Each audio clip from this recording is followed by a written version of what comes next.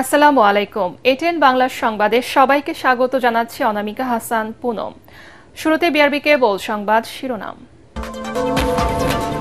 সবার সমন্বিত প্রচেষ্টায় এবার অবাধ ও সুষ্ঠু নির্বাচন হবে আশা সিইসির। ইসির কর্মকর্তাদের রিটার্নিং কর্মকর্তা চায় বিএনপি। প্রতি কেন্দ্রে সেনা মোতায়েনের দাবি জামাতের।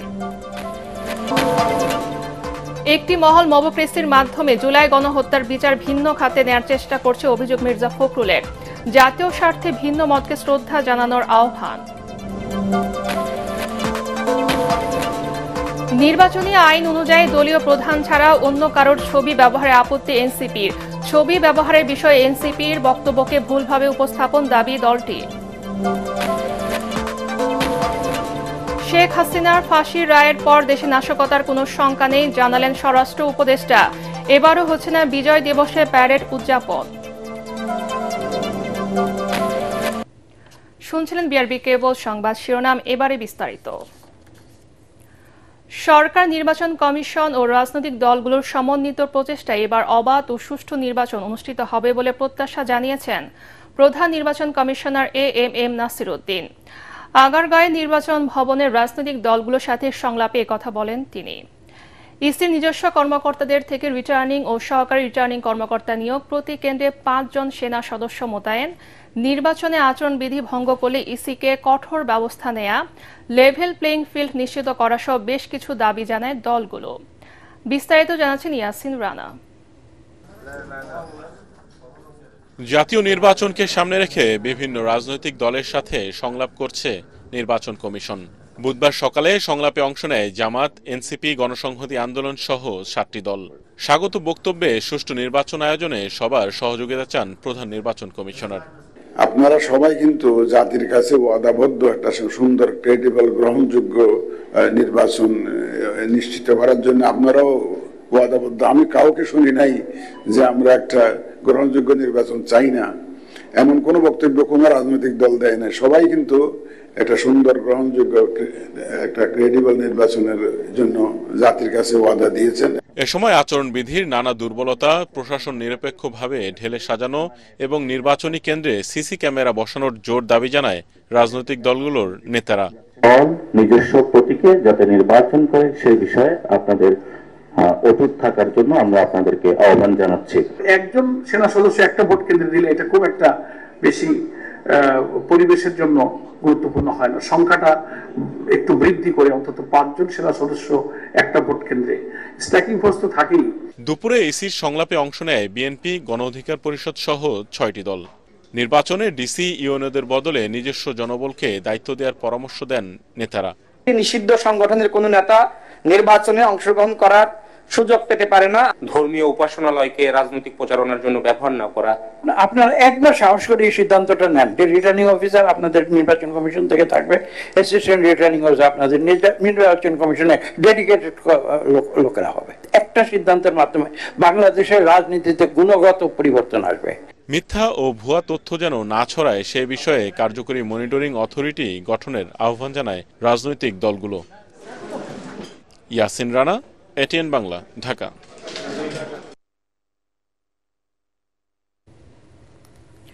আসন্ন জাতীয় নির্বাচন শান্তিপূর্ণ ও উৎসবমুখর করতে সেনাবাহিনীর সহায়তা প্রয়োজন বলে জানিয়েছেন প্রধান উপদেষ্টা ডক্টর মোহাম্মদ ইউনূস।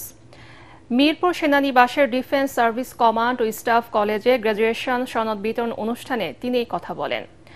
জুলাই গণ অভ্যুত্থানে সেনাবাহিনী সঠিক সময়ে সঠিক সিদ্ধান্ত নিয়েছিল জানিয়ে প্রধান উপদেষ্টা বাহিনীটির ভূয়সী প্রশংসা করেন। ইয়াসিন রানার আরেকটি রিপোর্ট। ডিফেন্স সার্ভিস কমান্ড ও স্টাফ কলেজ আয়োজিত কোর্স 2025 গ্র্যাজুয়েশন সনদ বিতরণ অনুষ্ঠানে প্রধান অতিথি হিসেবে যোগ দেন প্রধান উপদেষ্টা। অনুষ্ঠানে বাংলাদেশ সহ 24টি দেশের 311 জন অফিসারদের হাতে সনদ তুলে দেন তিনি। প্রধান উপদেষ্টা বলেন, দেশবাসীর দীর্ঘদিনের কাঙ্ক্ষিত এই নির্বাচনকে সত্যিকার অর্থে একটি শান্তিপূর্ণ, উৎসব ও আনন্দমুখর পরিবেশে অনুষ্ঠিত করতে চায় সরকার। এতে সেনাবাহিনীর সহায়তা কামনা করেন তিনি। Now the time for election, we are looking forward to it, and we announced the date for February, first half of February. Again, we need the support from our armed forces from our police, in law enforcing agencies, all types, because it is a big undertaking coming from an uprising, moving to an election, which is a very peaceful kind of celebration, mood of happiness and being together, still expressing their own desires and aspirations. এ সময় জুলাই গণঅভ্যুত্থানে সেনাবাহিনীর ভূমিকার প্রশংসা করেন প্রধান উপদেষ্টা। Thank the armed forces of Bangladesh and their leaders for making this very quick decisions to stay with the people.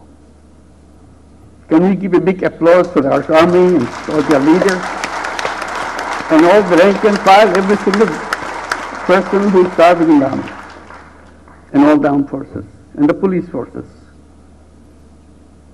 It's not easy. It's an extremely difficult thing to do because your slightest mistake can blow away everything. Course সম্পন্নকারী অফিসাররা তাদের অর্জিত জ্ঞান দেশের যে কোনো সংকটময় মুহূর্তে কাজে লাগাতে সক্ষম হবেন বলে প্রত্যাশা ব্যক্ত করেন প্রধান উপদেষ্টা। ইয়াসিন রানা, এটিএন বাংলা, ঢাকা। 15 ডিসেম্বরের মধ্যে শেষ হবে জুলাই গণ আন্দোলনে আসলে 5 মরদেহের সাথে জীবিত একজনকে পোড়ানোর মামলার বিচার। রাষ্ট্রপক্ষের 23তম সাক্ষীর সাক্ষ্য গ্রহণ শেষে কথা জানান প্রসিকিউটর মিজানুল ইসলাম। এদিন রাজসাক্ষীর জবানবন্দিতে সাবেক এসআই শেখ আফজালুল হক জানান, গত বছরের 5 আগস্ট ওসি সায়েদের নির্দেশে আশুলিয়া থানার সামনে বিজয় মিছিলের সরাসরি গুলি চালিয়ে ছাত্র জনতাকে হত্যা করে পুলিশ। পরে ওসির নির্দেশে পেট্রোল ঢেলে মরদেহ পুড়িয়ে দেয় তারা। এ সময় শহীদ পরিবার ও ট্রাইব্যুনালের কাছে ক্ষমা চান তিনি। হুমায়ুন চিশতির রিপোর্ট। জুলাই গণ আন্দোলনে রাজধানীর আশুলিয়ায় সবচেয়ে নির্মম ও হৃদয় বিদারক ঘটনা ঘটায় পুলিশ। শেখ হাসিনা দেশ ছেড়ে পালানোর দিন 5 আগস্ট পুলিশের গুলিতে 5 জন নিহত হন এবং একজন গুরুতর আহত হন। পরে নিহত 5 জনের লাশ ও আহত ব্যক্তিকে পুলিশ ভ্যানে তুলে পেট্রোল ঢেলে পুড়িয়ে ফেলা হয়। ওই ঘটনা সামাজিক যোগাযোগ মাধ্যমে ছড়িয়ে পড়লে দেশজুড়ে ওঠে সমালোচনার ঝড়। আন্তর্জাতিক অপরাধ ট্রাইব্যুনালে রোমহর্ষক সেই হত্যাকাণ্ডের বিচারে বুধবার রাজসাক্ষী হিসেবে সাক্ষ্য দেন ওই সময় সাভার থানার এসআই হিসেবে দায়িত্ব পালনকারী শেখ আফজালুল হক। রাষ্ট্রপক্ষের 23তম সাক্ষী হিসেবে তুলে ধরেন সেদিনকার বিস্তারিত ঘটনা। উনি হত্যার ঘটনার বর্ণনা দিয়েছেন যে উনি যখন শেখ হাসিনা পালিয়ে যান এই খবরটা পাওয়ার পরে ওসি সাহেব বাইরে ডিউটিতে ছিলেন, ভেতরে আসেন, ভেতরে এসে উনি ওনার ফোর্স এবং অফিসার এবং বাইরে থেকে যে ফোর্স এসছে তাদেরকে নিয়ে গেটের সামনে যান এবং ওই সময় ওনার নির্দেশে বিশ্বজিৎ, এএসআই এবং অন্য কয়েকজন যারা অন্য ইউনিট থেকে আসছে তারা গুলি করেছে এবং তাদের মধ্যে যে পরামর্শটা উনি দেখেছেন, পরামর্শ দেখে উনি মনে করেছেন যে ভিন্ন কোনো পরামর্শ হচ্ছে এবং তার উপস্থিতি দেখে তাদের আলোচনা বন্ধ হয়ে যায় এবং তিনি একটু অসুস্থতা ফিল করেন এই মানুষ হত্যার ঘটনায়, তখন তিনি ভেতরে চলে যান। প্রসিকিউশন জানায় এ মামলায় আসামি পক্ষ থেকে কোনো সাফাই সাক্ষী দেয়া হবে না। মামলার 8 আসামি এখনো পলাতক। সহসাই চাঞ্চল্যকর এ মামলার বিচার শেষ হবে বলে জানিয়েছে প্রসিকিউশন। আগামীকাল এই সাক্ষীর জেরা শেষ হওয়ার পরে আমরা স্ক্রুটিনি করব। আশা করছি আর 2-1টা সাক্ষী নেওয়ার পর তদন্তকারী কর্মকর্তার সাক্ষ্য দেব এবং শেষ হয়ে যাবে। এবং এখন পর্যন্ত আমাদের কাছে প্রাপ্ত তথ্য অনুযায়ী ডিফেন্স কোনো সাফাই সাক্ষী দিচ্ছেন না। কাজেই আমরা আশা করছি যদি অনারেবল ট্রাইব্যুনাল ডিফেন্সে কোনো আবেদনের প্রেক্ষিতে সাফাই সাক্ষীর আবেদন মঞ্জুর না করেন তাহলে আগামী মাসের 15 তারিখের মধ্যে এই মামলা যুক্তিতর্ক শেষ হবে। এদিকে ট্রাইব্যুনাল 1-এ রাজধানীর চানখারপুলে 6 জনকে হত্যার মামলায় জবানবন্দি দিয়েছেন তদন্তকারী কর্মকর্তা মনিরুল ইসলাম। আগামী রোববার তাকে জেরা করবেন আসামি পক্ষের আইনজীবীরা। হুমায়ুন চিশতি, এটিএন বাংলা, ঢাকা। মানবতা বিরোধী অপরাধের দায়ে যখন শেখ হাসিনার বিচার চলছে তখন মবক্রেসির মাধ্যমে একটি মহল বিচার প্রক্রিয়ার গুরুত্ব কমাতে বিশ্ব দৃষ্টিকে ভিন্ন খাতে নেয়ার চেষ্টা করছে বলে অভিযোগ করেছেন বিএনপি মহাসচিব মির্জা ফখরুল ইসলাম আলমগীর। রাজধানীতে এক অনুষ্ঠানে তিনি বলেন, 24-এর অভ্যুত্থান কারো একক কৃতিত্ব নয়। যে গণতন্ত্রের জন্য ছাত্র জনতা জীবন দিয়েছে সেখানে বিভক্তি সৃষ্টি করা হচ্ছে। জাতীয় স্বার্থে ভিন্ন মতকে শ্রদ্ধা জানানোর আহ্বান জানান তিনি। কামরুজ্জামান রাজীবের রিপোর্ট।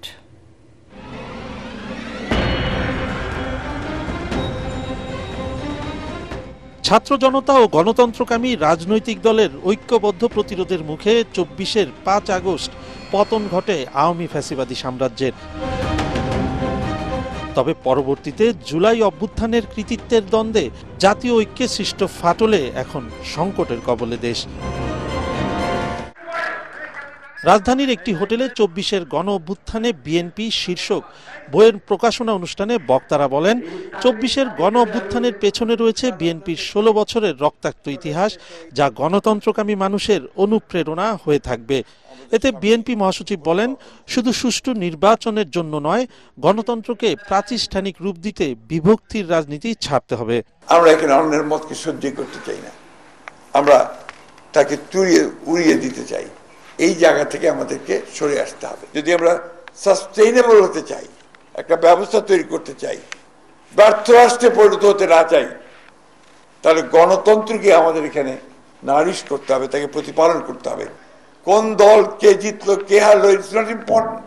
ইম্পর্টেন্ট হচ্ছে যে আমাদের গণতান্ত্রিক প্রতিষ্ঠানটা শক্তিশালী হলো কিনা। মির্জা ফখরুল অভিযোগ করেন, শেখ হাসিনার বিরুদ্ধে রায়কে কেন্দ্র করে মব ভায়োলেন্স বিচার প্রক্রিয়াকে ভিন্ন খাতে নেয়ার চেষ্টা।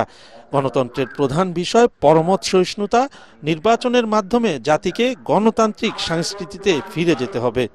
যখন দেখি যে আপনার একদিকে ফ্যাসিস্ট হাসিনার মানবতা বিরোধী অপরাধের জন্য রায় দেওয়া হচ্ছে, অন্যদিকে দেখি একটা মব ভায়োলেন্স চলছে। কোন একটা মহল অত্যন্ত সচেতনতার সঙ্গে, অত্যন্ত ধূর্ততার সঙ্গে, চালাকির সঙ্গে সেটাকে ভিন্ন খাতে প্রভাবিত করার চেষ্টা করছে কিনা, এর মধ্যে বিভক্তি সৃষ্টি করছে কিনা। সবাইকে নিয়ে গণতন্ত্রকে প্রাতিষ্ঠানিক রূপ দেয় বিএনপির অঙ্গীকার বলে জানান দলটির মহাসচিব। বিরল ডকুমেন্টকে কামরুজ্জামান রাজীব, এটিএন বাংলা, ঢাকা। নির্বাচনী প্রচারণায় জিয়াউর রহমান ও তারেক রহমানের ছবি ব্যবহারের বিষয়ে প্রচারিত সংবাদ ভুলভাবে উপস্থাপন করা হচ্ছে বলে দাবি করেছে জাতীয় নাগরিক পার্টি এনসিপি। দলের দপ্তর সেল থেকে গণমাধ্যমে পাঠানো বিবৃতিতে এনসিপির যুগ্ম সদস্য সচিব ও আইন সম্পাদক অ্যাডভোকেট জহিরুল ইসলাম মুসা বলেন, নির্বাচন কমিশনের সাথে সংলাপে বিএনপির বিষয়টা একটি উদাহরণ হিসেবে বলা হয়েছে, ব্যক্তি আক্রমণের উদ্দেশ্যে নয়। কিন্তু গণমাধ্যমগুলোর শিরোনাম যেভাবে লেখা হয়েছে তার ফলে ভুল বার্তা যেতে পারে। নির্বাচনী আচরণ বিধিমালা অনুযায়ী কোনো প্রতিদ্বন্দ্বী প্রার্থী কোনো নিবন্ধিত রাজনৈতিক দল কর্তৃক মনোনীত হলে সেক্ষেত্রে তিনি কেবল তার বর্তমান দলীয় প্রধানের ছবি ব্যানার, লিফলেট বা হ্যান্ডবিল ও ফেস্টুনে ছাপাতে পারবেন ও উল্লেখিত ছবি পোর্ট্রেট আকারে হতে হবে এবং তা কোনো অনুষ্ঠান ও জনসভায় নেতৃত্ব দান বা প্রার্থনারত অবস্থায় বা ভঙ্গিমায় ছাপানো যাবে না। উল্লেখিত ধারার কথা উল্লেখ করে অ্যাডভোকেট মুসা বলেন, আইনের এই ধারা অনুযায়ী দলীয় প্রধান হিসেবে কেবল খালেদা জিয়ার ছবি ব্যবহার করা যাবে, কিন্তু বাস্তবে দেখা যাচ্ছে এই নিয়মটা মানা হচ্ছে না এবং ভবিষ্যতেও এটি অব্যাহত থাকলে বিধিমালা প্রয়োগের বিষয়টি তারা নির্বাচন কমিশনের নজরে আনেন।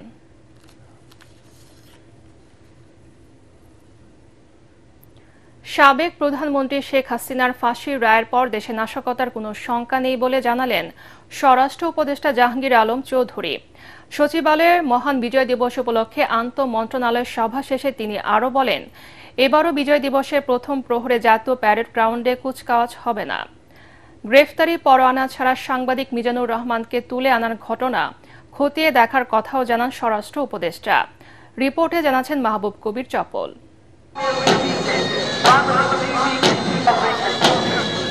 বিগত বছরগুলোতে জাতীয় প্যারেড গ্রাউন্ডে কুচকাওয়াজের মধ্য দিয়ে শুরু হতো মহান বিজয় দিবসের আনুষ্ঠানিকতা।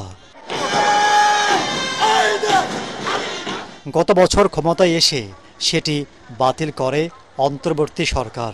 এবারও প্যারেড হবে না বলে সিদ্ধান্ত নেওয়া হয় আন্তঃমন্ত্রণালয় বৈঠকে। তবে কেন হবে না সেই কারণ ব্যাখ্যা করেননি স্বরাষ্ট্র উপদেষ্টা। রায় দেওয়ার পরে কোনো রকমের অস্থিরতা সৃষ্টি হয় নাই এবং বিজয় দিবসেও কোনো রকমের অস্থিরতার কোনো সম্ভাবনা নাই এবং কোনো কর্মসূচিও কোনো ধরনের পরিবর্তন নেই। সব কর্মসূচি আগেও যেভাবে হয়েছে এখনো একইভাবে হবে, বরঞ্চ আগের থেকে আরো বেশি হবে। শুধু গতবারও আমাদের প্যারেড হয় নাই, এবারও আমাদের প্যারেডটা হচ্ছে না। গত মঙ্গলবার রাত 12টার দিকে ভোরের কাগজের অনলাইন এডিটর মিজানুর রহমান সোহেলকে গ্রেফতারি পরোয়ানা ছাড়াই বাসা থেকে তুলে এনে গারদে রাখে ডিবি। ওই ঘটনায় ব্যাপক সমালোচনা হয়। 10 ঘন্টা পর তাকে বাসায় পৌঁছে দেয় তারা। সাংবাদিক মিজানুর অভিযোগ করেন, একজন উপদেষ্টার নির্দেশেই তাকে হেনস্থা করা হয়েছে। এ বিষয়ে প্রশ্ন করা হলে খতিয়ে দেখার কথা জানান স্বরাষ্ট্র উপদেষ্টা। গ্রেফতারি পরোয়ানা ছাড়া একজন লোককে কেন রাত 12টার পরে? যেহেতু এই জিনিসটা আপনার কাছে আমি প্রথম শুনলাম, আমি ইনভেস্টিগেশন করার পর হয়তো আমি জানতে পারবো এটা আমি আগে দেখব। নির্বাচন সামনে রেখে আইনশৃঙ্খলা বাহিনীর প্রস্তুতি চলছে বলেও জানান তিনি। এখানে রাজনৈতিক পট পরিবর্তন তো হয় নাই। মাহবুব কবির, চপল, ATN বাংলা, ঢাকা। মালয়েশিয়ায় জনশক্তি রপ্তানি করতে দেশটির দেয়া শর্তে আবারও সিন্ডিকেট হবে বলে মন্তব্য করেছেন প্রবাসী কল্যাণ ও বৈদেশিক কর্মসংস্থান উপদেষ্টা আসিফ নজরুল। তিনি জানান, মালয়েশিয়া যে 10টি শর্ত দিয়েছে তার কয়েকটির বিষয়ে আপত্তি জানিয়েছে মন্ত্রণালয়। বুধবার রাজধানী অভিজাত হোটেলে আন্তর্জাতিক শ্রম সংস্থা ILO এর সহযোগিতায় তৈরি ওভারসিজ এমপ্লয়মেন্ট প্ল্যাটফর্মের উদ্বোধন অনুষ্ঠান শেষে কথা বলেন তিনি। জনশক্তি রপ্তানিতে শর্ত শিথিল ও শ্রমবাজার সব এজেন্সির জন্য উন্মুক্ত করতে দেশটির সাথে কূটনৈতিক আলোচনা চালিয়ে যাওয়ার কথাও জানান উপদেষ্টা।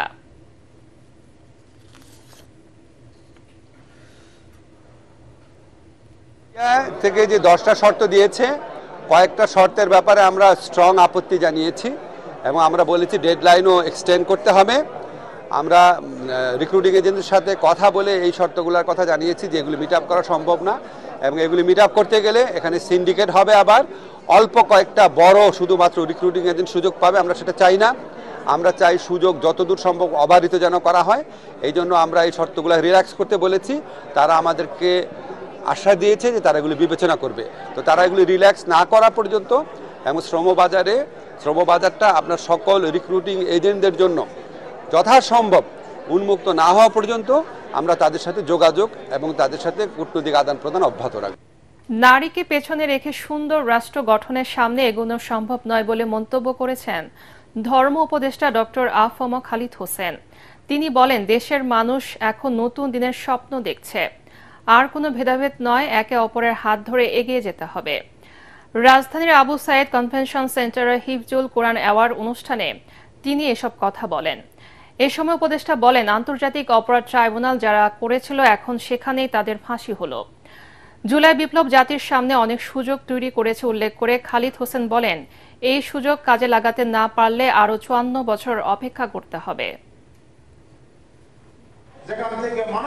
আধুনিক শিক্ষা এবং ইসলামী শিক্ষার সমন্বয়, সাথে আবার তাহফিজও, এই যে কোঅর্ডিনেশন, এই যে সমন্বয়, এটা আমাদের আগামী দিনের নতুন জাতি গঠনে গুরুত্বপূর্ণ ভূমিকা পালন করবে। আগামী দিনের সরকার যারা গঠিত হবে নির্বাচনের মাধ্যমে, খুব ভালো সরকার গঠিত হবে আমরা আশা করতে পারি। খারাপ সরকার যদি আসে, জনগণের কল্যাণ করতে অসমর্থ হয়, জনগণের অভিপ্রায় কদর করতে ব্যর্থ হয়, এটার জন্য আমাদের তৈরি থাকতে হবে। একদিনে ডেঙ্গুতে আক্রান্ত হয়ে আরো 6 জনের মৃত্যু হয়েছে। এই সময় হাসপাতালে ভর্তি হয়েছে 788 জন। স্বাস্থ্য অধিদপ্তরের সংবাদ বিজ্ঞপ্তিতে এসব তথ্য জানানো হয়েছে। গত একদিনে সারা দেশে 973 জন ডেঙ্গু রোগী হাসপাতাল থেকে ছাড়পত্র পেয়েছেন। ময়মনসিংহ রেল স্টেশনের ওয়াশপিটে দাঁড়িয়ে থাকা জারিয়াগামী লোকাল ট্রেনের একটি বগিতে আগুন দিয়েছে দুর্বৃত্তরা। ভোর রাতে এই ঘটনা ঘটে। এই সময় টহলরত রেলওয়ে নিরাপত্তা বাহিনী ও জিআরপি পুলিশ আগুন ছড়িয়ে পড়ার আগে দ্রুততার সাথে তা নিয়ন্ত্রণে আনে। বগিটির কিছু আসন পুড়ে গেলেও আগুন অন্যান্য বগি ও ট্রেনের ইঞ্জিনে ছড়াতে পারেনি।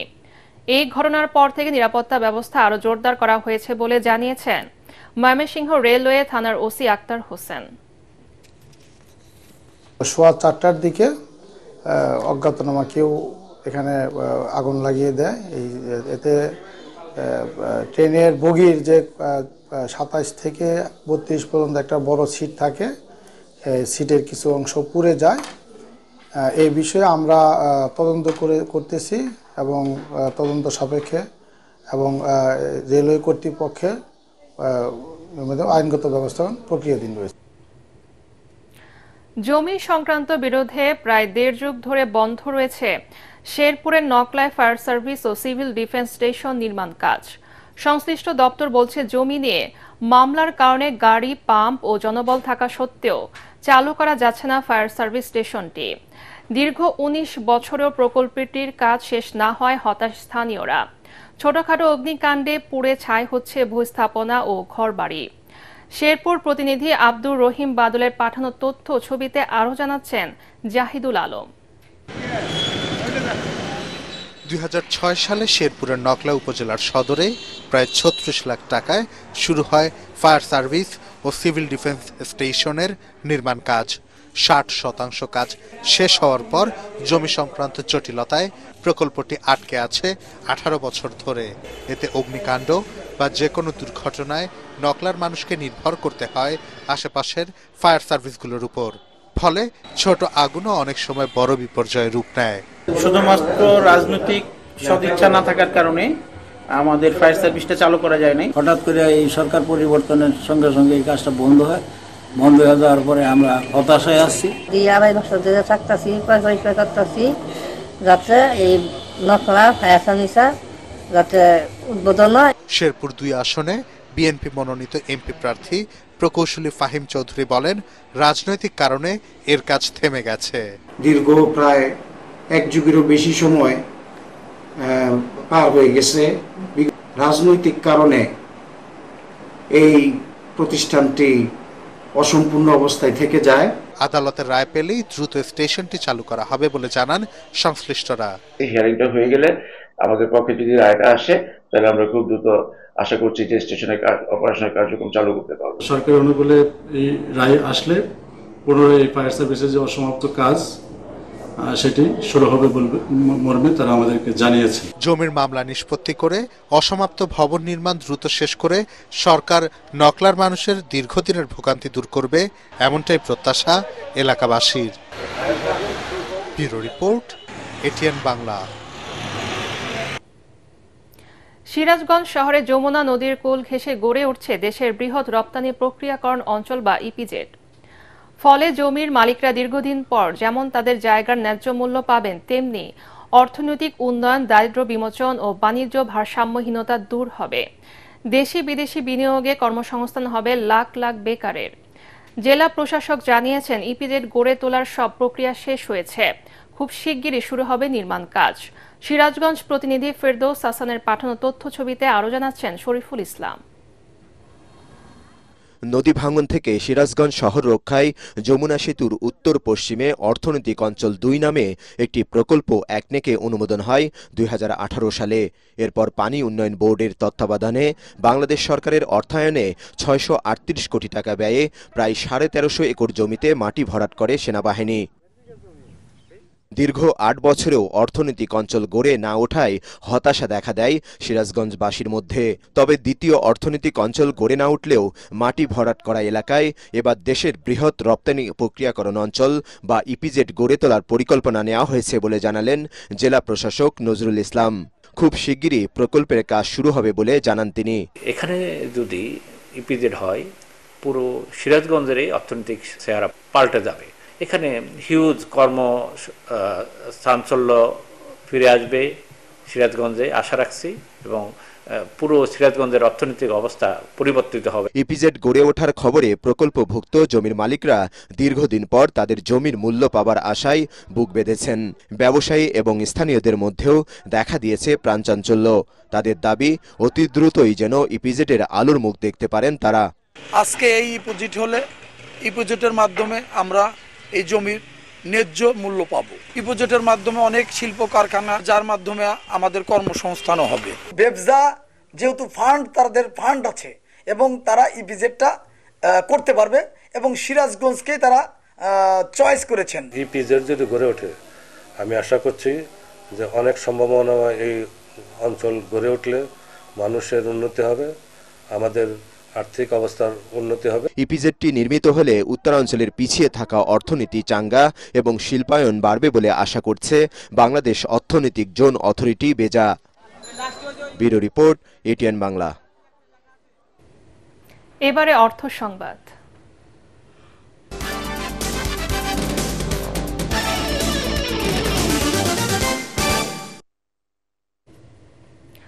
নবান্ন উৎসবকে ঘিরে জয়পুর হাটে চলছে প্রায় 100 বছর ঐতিহ্যবাহী দুদিনব্যাপী মাছের মেলা। কালাই উপজেলার পাঁচশিরা বাজারের প্রতি বছর অগ্রহায়ণ মাসের প্রথম সপ্তাহে এই মেলা বসে। স্থানীয়রা জানান, জয়পুর হাটসহ আশপাশের জেলা থেকে লোকজন সেখানে গেলেও মূলত মেলাটি জামাইদের মাছের মেলা নামে পরিচিত। এতে বিভিন্ন জাতের বড় বড় মাছের পসরা সাজিয়ে বসেছেন বিক্রেতারা। মেলায় প্রতিদিন ভোর থেকে রাত পর্যন্ত চলে হাঁকঢাক। চলছে বড় বড় মাছ কেনার প্রতিযোগিতা। আকার অনুযায়ী প্রতি কেজি মাছ 200 থেকে 1500 টাকা কেজি দরে বিক্রি হচ্ছে মেলায়।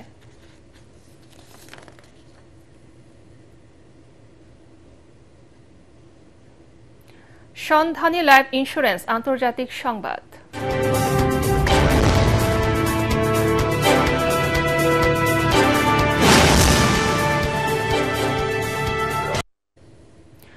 যুক্তরাষ্ট্র ও সৌদি আরবের মধ্যে বেসামরিক পারমাণবিক জ্বালানি ও অত্যাধুনিক F-35 মার্কিন যুদ্ধ বিমান বিক্রির বিষয়ে চুক্তি সই হয়েছে। যুক্তরাষ্ট্রে সৌদি যুবরাজ মোহাম্মদ বিন সালমানের সফরকালে হোয়াইট হাউসে এই চুক্তি হয়। হোয়াইট হাউসের এক বিবৃতিতে এই তথ্য জানানো হয়েছে। দুই দেশ বেসামরিক পারমাণবিক জ্বালানি সংক্রান্ত একটি যৌথ ঘোষণা অনুমোদন করেছে। মার্কিন প্রেসিডেন্ট ডোনাল্ড ট্রাম্প গুরুত্বপূর্ণ প্রতিরক্ষা চুক্তির একটি প্যাকেজও অনুমোদন করেছেন। বৈঠকে সামরিক অস্ত্র চুক্তি, পারমাণবিক সহযোগিতা, কৃত্রিম বুদ্ধিমত্তা ও যুক্তরাষ্ট্রে সৌদি আরবের বিনিয়োগ বাড়ানোর বিষয়ে আলোচনা হয়েছে। লালমনিরহাট সীমান্তের 62 কিলোমিটার পার্শ্ববর্তী দেশ ভারত দখল করে নিয়েছে এমন একটি গুজব সামাজিক যোগাযোগ মাধ্যম ভাইরাল হওয়ার বিষয়টিকে মিথ্যা ও ভিত্তিহীন বলে জানিয়েছে বিজিবি। লালমনিরহাটের আদিতমারি উপজেলার দুর্গাপুর সীমান্ত এলাকায় দেখা যায় স্থানীয় মানুষজন স্বাভাবিক জীবনযাপন করছেন। তাদের মাঝে কোনো আতঙ্ক নেই। এই নিয়ে সীমান্ত এলাকায় কোনো উত্তেজনা নেই। বিশেষ উদ্দেশ্যে হাসিলের জন্য একটি মহল এই ধরনের গুজব ছড়াচ্ছে বলে জানান লালমনিরহাট 15 বিজিবির অধিনায়ক লেফটেন্যান্ট কর্নেল মেহেদি ইমাম। বিজিবির উপরে ভরসা রাখেন। দেশের প্রত্যেকটি ইঞ্চি জমি আমাদের কাছে আমানত স্বরূপ। সেই জমি রক্ষা করার জন্য আমাদের বিজিবির দেশপ্রেমিক সদস্যরা 24 ঘন্টা রাত দিন নিরলস পরিশ্রম করে যাচ্ছে। তো বর্ডার সুরক্ষিত আছে, তো অযথা আতঙ্কিত হওয়ার কিছু নেই। ঋণ নিবেদিত এবং নির্মাতা মোহাম্মদ মোস্তফা কামাল রাজের এটা আমাদেরই গল্প সারা জাগিয়েছে নাট্যপাড়ায়। পারিবারিক গল্প নিয়ে নতুন এই নাটক ইতিমধ্যে দর্শক হৃদয় স্থান করে নিয়েছে। এতে অভিনয় করছেন ইরফান সাজ্জাদ, কেয়া পায়েল, খায়রুল বাশার, সুনেরায় বিনতে কামাল, ইন্তেখাব দিনার, দীপা খন্দকার, মুনিরা আক্তার মিঠু, নাদের চৌধুরী, শিল্পী সরকার অপু, মাহমুদুল ইসলাম মিঠু সহ এই সময়ের এক ঝাঁক জনপ্রিয় তারকা। গত 5 নভেম্বর থেকে চ্যানেল আই ছাড়াও সিনেমা ওয়ালার ইউটিউব চ্যানেলে প্রচারিত হচ্ছে নাটকটি। এই প্রসঙ্গে নির্মাতা রাজ জানান, পারিবারিক বন্ধনের গুরুত্ব তুলে ধরা হয়েছে এই নাটকে।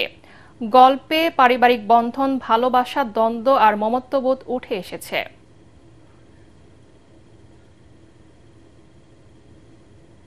এবারে খেলার খবর।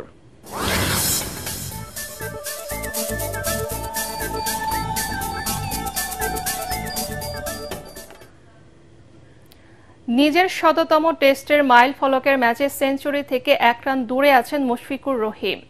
তাতে মিরপুর টেস্টে বড় সংগ্রহের পথে থাকা বাংলাদেশ। প্রথম দিন শেষে টাইগারদের পুঁজি 4 উইকেটে 292 রান। প্রথম সেশনে 95 রান তুলতে 3 উইকেট হারিয়ে চাপে পড়ে স্বাগতিকরা। কিন্তু পরের ব্যাটাররা সেই চাপ মুক্ত করে মুশফিকের 100তম ম্যাচটিকে উপভোগ্য করে তোলেন। পরাগ আরমানের রিপোর্ট। 90 ওভারের বাড়তি 1 ওভার খেলালেই মিরপুরে প্রথম দিনই সেঞ্চুরি হয়ে যেত 100তম টেস্ট খেলতে নামা মুশফিকুর রহিমের। সেটা না হওয়ায় অনেকটা মনক্ষুণ্ণ হয়ে মাঠ ছাড়েন মিস্টার ডিপেন্ডেবল। অপরাজিত রইলেন 99 রানে। আগামীকাল 1 রান করলেই বিশ্বের 11তম ক্রিকেটার হিসেবে নিজের 100তম টেস্টে সেঞ্চুরির কীর্তি গড়বেন মুশফিকুর রহিম। মিরপুর শেরেবাংলা স্টেডিয়ামে আয়ারল্যান্ডের বিপক্ষে টস জিতে ব্যাটিংয়ে নেমে দলের স্কোরে 52 রান যোগ করেন 2 উদ্বোধনী ব্যাটার সাদমান ইসলাম ও মাহমুদুল হাসান জয়। জুটি বিচ্ছিন্ন হয় 35 রানে থাকা সাদমান ম্যাকব্রাইনের শিকার হলে। ম্যাকব্রাইনের ঘূর্ণি জাদুতে 95 রানে 3 উইকেট হারায় বাংলাদেশ। এরপর মমিনুল হকের সাথে জুটি বাঁধেন ১৭তম টেস্ট খেলার রেকর্ড গড়া মুশফিকুর রহিম। টেস্টের বাকি সময়টা হয়ে ওঠে মুশফিকময়। ১০০ রানের পুঁজিতে লাঞ্চ বিরতিতে যায় ৩ উইকেট হারানো বাংলাদেশ। প্রথম সেশনে ৩ উইকেট হারালেও দ্বিতীয় সেশনে কোনো উইকেট হারায়নি টাইগাররা, তুলেছে ৯২ রান। এরই মধ্যে মমিনুল হক তুলে নেন 50। চা বিরতির পর নিজের ১৭তম টেস্টে বাউন্ডারি হাঁকিয়ে 50 করেন মুশফিক। দলের ২০২ রানে ৬৩ রানে থাকা মমিনুলকে সাজ করে পাঠিয়ে নিজের চতুর্থ শিকার ধরেন ম্যাকব্রাইন। বাকি সময়টা মুশফিকের ১৭তম টেস্টে সেঞ্চুরির অপেক্ষা থাকা ছাড়া আর কোনো ঘটনা ঘটেনি। ২২ রানে প্রাণ পাওয়া মুশফিক আইরিশ বোলারদের কোনো সুযোগই দেননি। দিন শেষে ১ রানের আক্ষেপ থাকলেও আরও একটি উদ্ভাসিত ভোরের আশায় সাজ করে ফেরেন মিস্টার ডিপেন্ডেবল। ৪৭ রানে অপরাজিত আছেন লিটন দাস। পরাগামান, এটিএন বাংলা। ১৭তম টেস্টে মুশফিকুর রহিমকে জানানো হয় বিশেষ সম্মাননা। মিরপুর শেরেবাংলা জাতীয় স্টেডিয়ামে তাকে বিশেষ ক্যাপ উপহার পরিয়ে দেন বাংলাদেশ জাতীয় দলের সাবেক অধিনায়ক হাবিবুল বাশার। ২০০৫ সালে ২৬ মে লর্ডসে হাবিবুল বাশারের হাতেই প্রথম টেস্ট ক্যাপ পেয়েছিলেন তরুণ মুশফিক। ঠিক ২ দশকের বেশি সময় পর সেই একই হাতের ১৭তম টেস্টের স্মারক ক্যাপ গ্রহণ করলেন তিনি। সাবেক অধিনায়ক আকরাম খানও মুশফিককে বিশেষ উপহার তুলে দেন। পাশাপাশি বিসিবি সভাপতি আমিনুল ইসলাম ও কোচ নাজমুল আবিদিন মুশফিকের হাতে স্মারক ক্রেস্ট তুলে দেন। মুশফিকের প্রথম ও ১৭তম টেস্ট ম্যাচে সতীর্থদের স্বাক্ষর করা স্মারক জার্সি উপহার দেন নাজমুল আবিদিন ও হাবিবুল বাশার। বাংলাদেশের প্রথম ক্রিকেটার হিসেবে মুশফিক ১৭তম টেস্ট খেলছেন। দেশের ৪৮টি মিডিয়া হাউজে অংশগ্রহণে শুরু হয়েছে ঢাকা রিপোর্টার্স ইউনিটি আয়োজিত মিডিয়া কাপ ক্রিকেট টুর্নামেন্ট। রাজধানী মাওলানা ভাসানী হকি স্টেডিয়ামে প্রতিযোগিতার উদ্বোধন করেন বিএনপির ক্রীড়া বিষয়ক সম্পাদক আমিনুল হক। এই সময় উপস্থিত ছিলেন ঢাকা রিপোর্টার্স ইউনিটির সভাপতি আবু সালে আকন, সাধারণ সম্পাদক মাইনুল হাসান সোহেল সহ অন্যান্যরা। এবার টুর্নামেন্টে ৮টি গ্রুপে ৪৮টি দল প্রতিদ্বন্দ্বিতা করছে। নক আউট পদ্ধতিতে আয়োজিত এই টুর্নামেন্টের টাইটেল স্পন্সর ফরচুন বরিশাল।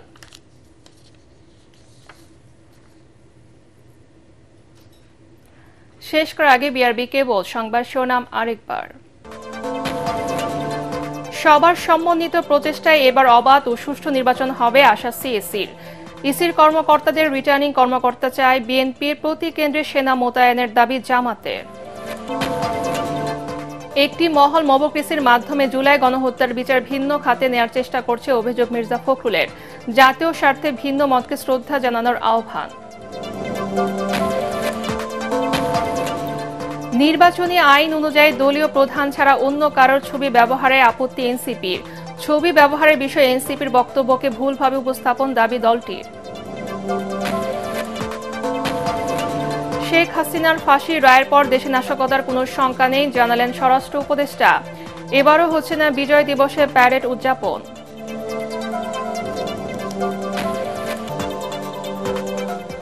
পরবর্তী সংবাদ দেখার আমন্ত্রণ জানিয়ে এখনকার মতো শেষ করছি। এটিএন বাংলা সংবাদ ইউটিউবে দেখতে ব্রাউজ করুন /ATN বাংলা নিউজ। ধন্যবাদ সবাইকে।